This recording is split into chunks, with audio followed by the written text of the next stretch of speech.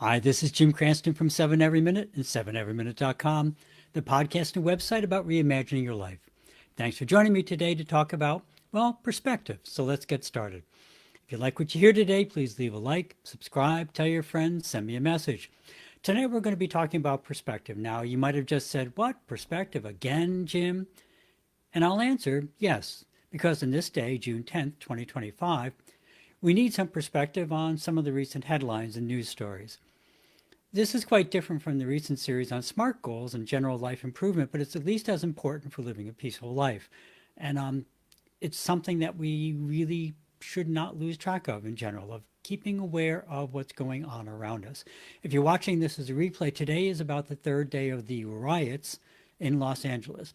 Los Angeles, as a friend of mine reminded me, he lives there, is actually a collection of many areas working together under the direction of the County of Los Angeles Board of Supervisors, is their title.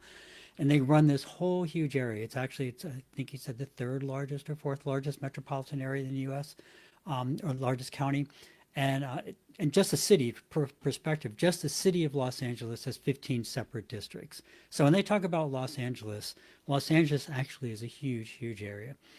But what's being shown on the news these past couple of days are continual images of one small area of one section of Los Angeles.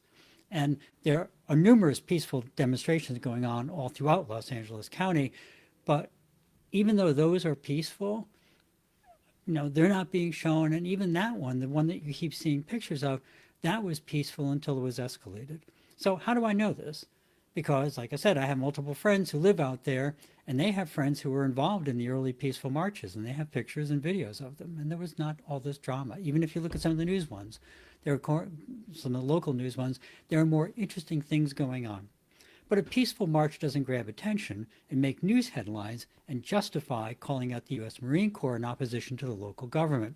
For that, you need a riot. And that is what you'll get in all the headlines and on social media.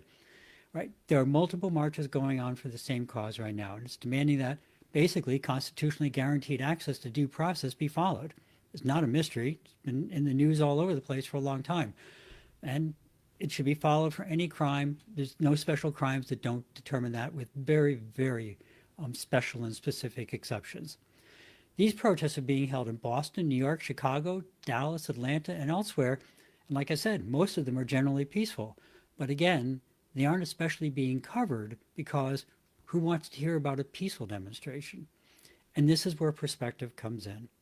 Try and look past the headlines and the hype.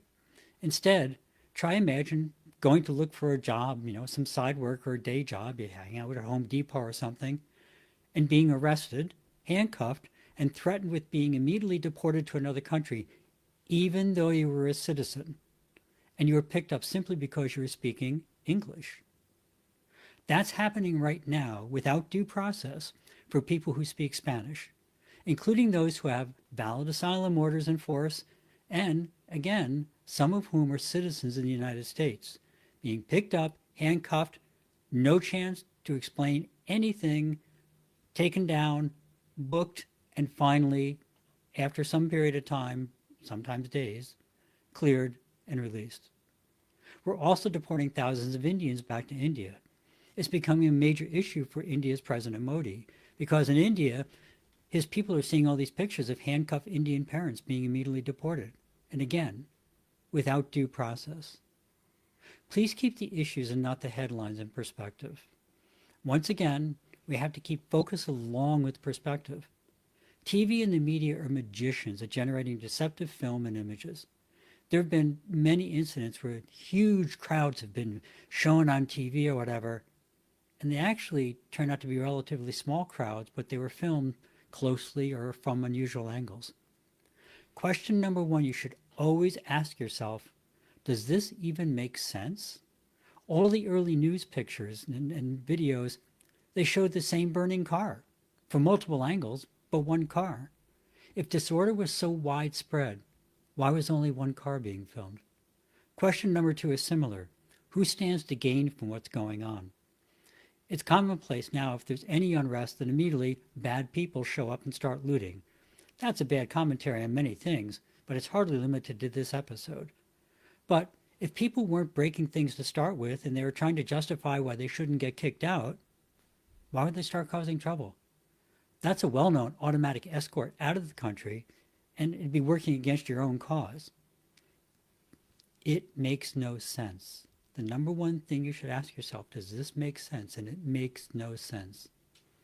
And that's when you have to consider the next time you hear some breathless report or blaring headline, does this even make sense? So to wrap it up, even if it's not a riot or a major incident, whenever you read the news, especially if it's a big breaking news story, the more breathless, the more you should do this. You should immediately start searching for perspective about the whole situation and ask yourself two simple questions. Does this make sense? And who stands to gain?